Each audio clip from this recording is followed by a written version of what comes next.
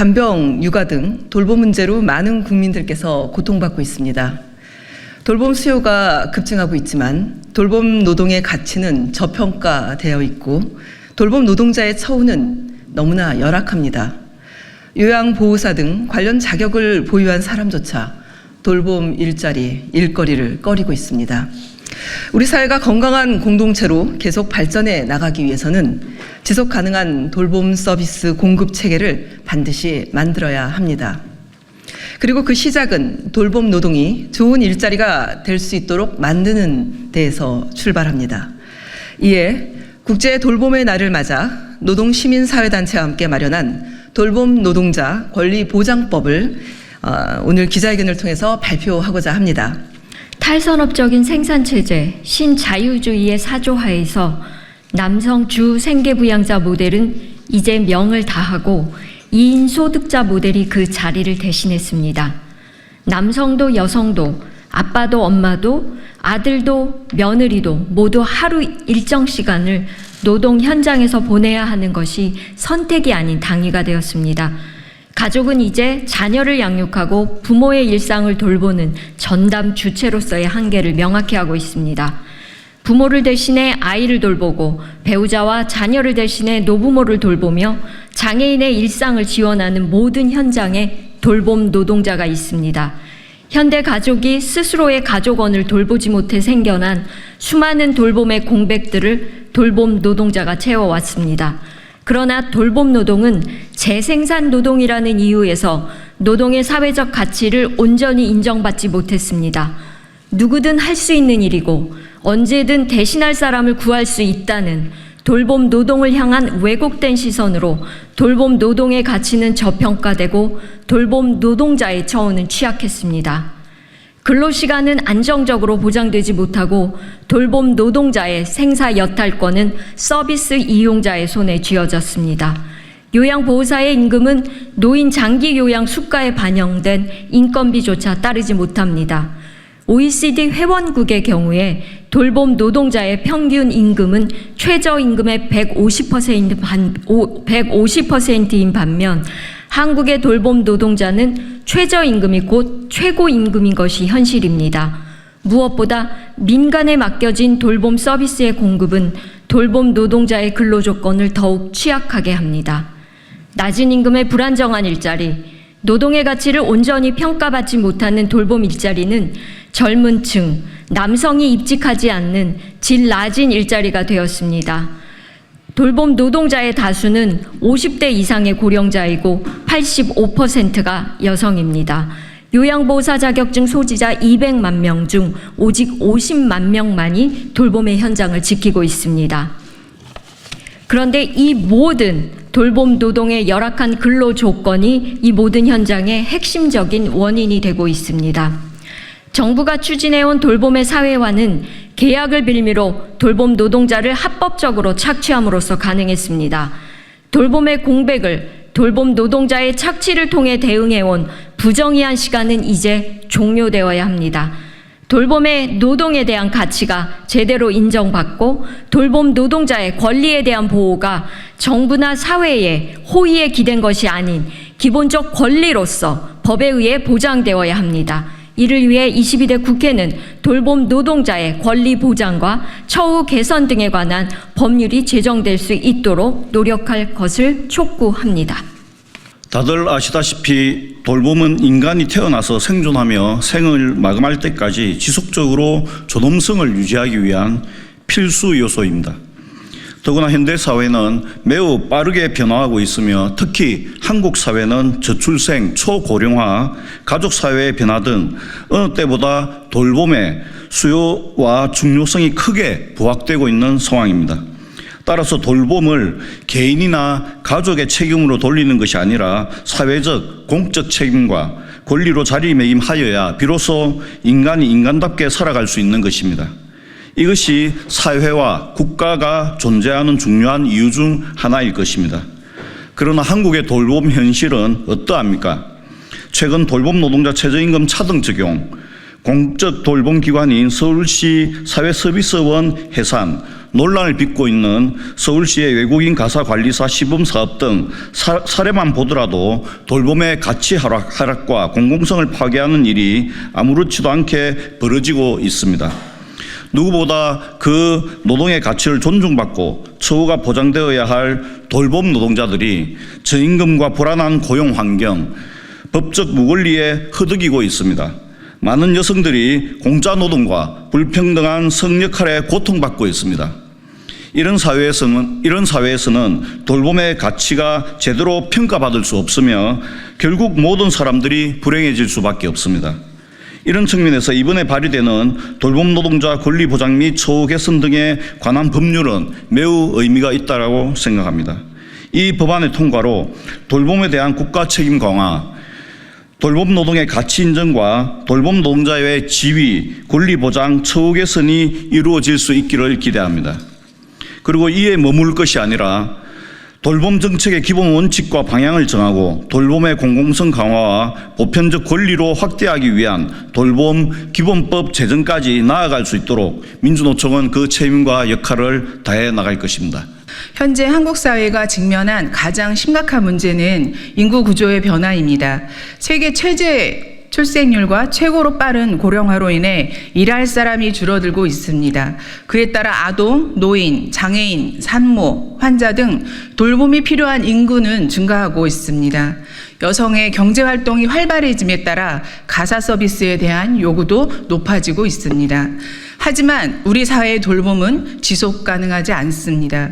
국가가 돌봄을 책임지지 않고 있으며 돌봄 노동은 여전히 저평가되고 있습니다. 많은 이들이 돌봄을 비용 문제로만 인식하고 있습니다. 이처럼 가장 필요한 노동이면서도 사회적 인정과 대우를 받지 못하는 것이 바로 돌봄입니다. 현재 돌봄 노동자는 생애 전 주기에 걸쳐 공공 및 민간 부분에서 150만 명 이상 다양하게 활동하고 있습니다. 그러나 돌봄 서비스를 책임지는 정부 부처와 관계 법률이 다르며 최근 확대되는 플랫폼 돌봄 노동자, 특히 가사 노동자 중 근기법 11조에 의해 배제된 가구 내 고용 노동자들은 법적 보호조차 받지 못하고 있습니다. 이들은 비공식 영역에서 알선 및 사인 간 거래로 법과 제도에서 배제되어 최소한의 보호도 받지 못하고 있습니다. 우리는 돌봄을 강화하고 가정 내 돌봄을 부담을 덜어주며 모두가 인간다운 삶을 누릴 수 있도록 법과 제도를 마련해야 합니다. 또한 돌봄 영역에 양질의 일자리를 창출하는 것은 전 세계적인 관심사입니다. 2023년 유엔은 오늘 10월 29일을 국제 돌봄과 지원의 날로 선포했습니다. 올해 ILO도 돌봄 경제와 양질의 일자리 창출에 주목하고 있습니다. 이제 한국도 돌봄을 국가의 주요 정책으로 삼아야 하며 대한민국을 돌봄 민국으로 전환하기 위한 노력이 필요합니다. 돌봄 노동은 상품이 아니라 사람을 돌보는 일입니다. 노동의 대상이 사람이며 그 결과는 사람을 보호하는 것입니다. 우리는 오늘 돌봄의 가치를 광범위하게 인정하고 보호하는 첫 단계를 위해 입법을 추진하고자 합니다. 오늘의 입법 발의는 돌봄 노동자 보호의 서막이 시작된 것입니다. 이 기회를 통해 법의 실효성을 보완하고 모든 돌봄 노동자를 실제로 포괄할 수 있는 풍성한 논의와 활동이 이루어지길 바랍니다. 법안을 발의해 주시는 이수진 의원님께 감사드리며 법안이 통과될 때까지 한국노총이 함께하겠습니다. 돌봄 노동자 중에 다수를 차지하는 요양보호사의 경우 인력 수급이 어려워 해외 인력 수급을 추진하고 있습니다. 그런데 요양보호사 자격증 소지자 중 75%는 일을 하지 않습니다. 이유는 간단합니다. 1년을 일하나 15년을 일하나 임금은 똑같은 최저임금, 야간, 법정 공휴일, 쉼도 없이 일을 하는데도 최저임금 굴레에서 벗어나지 못하고 돌봄 노동에 대한 가치조차 존중받지 못하고 있다 보니 일터를 떠나고 있습니다. 돌봄 노동자에 대한 최저임금 차등 적용에 대해 아직도 정부는 포기하지 않고 있습니다. 돌봄 노동자들에 대한 인정과 존중은 법과 제도로 표현되어져야 합니다. 장교양의 경우 임금 가이드라인조차 없습니다. 국가인권위원회가 권고했음에도 복지부는 의지가 없었습니다. 방문요양은 최소한의 생계조차 유지하기 힘든 들쑥날쑥한 임금이며 사회보험조차 처리하기 싫어서 의도적으로 월 60시간 미만의 근무 배치를 하고 있고, 이걸 시정해달라고 요구했음에도 법이 없다. 최소한의 보호장치조차 만들어지고 있지 않습니다. 열악한 처우는 수없이 얘기해왔지만 바뀌지 않습니다. 120만 명이나 되는 돌봄 노동자에 대해 최소한의 보호해주는 법조차 없는 것이 안타까워 본 노조는 21대 국회에서 돌봄 노동자 기본법을 국민입법 청원으로 진행하기도 했었습니다. 오늘 돌봄의 날을 맞은 우리 노조는 전국 동시다발 기자회견을 통해 복지부와 정부에 호소를 하고 있습니다. 제발 처우 개선 하나라도 바뀌었으면 좋겠다라는 간절한 마음으로 오후에는 복지부로 달려갑니다. 이번 22대 국회에는 이수진 의원님께서 발의해 주시는 돌봄 노동자 권리 보장법 진심으로 환영하며 꼭 이 법안이 통과되기를 저희 노동조합과 돌봄 노동자들이 힘을 합해 함께 의지를 모으겠습니다. 돌봄 노동의 가치 인정과 돌봄 노동자 처우 개선을 위한 돌봄 노동자 권리 보장법 발의 기자회견문. 최근 급격한 고령화와 핵가족화 등으로 돌봄 서비스의 수요가 크게 증가하고 있습니다. 현재 돌봄 노동자가 150만 명으로 추산됐습니다. 그렇지만 20년 뒤 돌봄 노동자가 추가적으로 150만 명 이상 부족할 것으로 예상되고 있습니다. 지속 가능한 사회 발전을 위해서는 지속 가능한 돌봄 체계 구축이 필요합니다. 그런데 지금까지 돌봄 정책은 그때그때의 양적 대응에 치중한 나머지 돌봄 노동의 가치 인정과 돌봄 노동자의 권리 보장에는 소홀했습니다. 그 결과 돌봄 노동의 중요한 주체인 요양보호사의 75%가 자격을 보유하고도 요양보호사로서 일하지 않는 수급 불균형 현상이 나타나고 있습니다. 지속 가능한 돌봄 서비스 공급 체계를 만들기 위해서는 돌봄 노동의 가치가 인정되고 돌봄 일자리가 좋은 일자리가 될 수 있도록 해야 합니다. 이에 국제 돌봄의 날을 맞아 이수진 국회의원과 노동시민사회단체는 돌봄 노동자의 권리 보장과 처우 개선을 위한 돌봄 노동자 권리 보장법을 발의합니다. 법안의 주요 내용은 국가와 지자체 등이 돌봄 노동자 처우 개선, 돌봄 서비스 공공성 강화 등을 위한 시책을 수립하도록 하고 돌봄 노동자 처우 개선 위원회를 설치해 3년마다 처우 개선 계획을 수립하도록 하며 돌봄 노동자의 최소 노동시간, 적정 임금을 보장하기 위한 대기 수당 등을 도입하는 것입니다.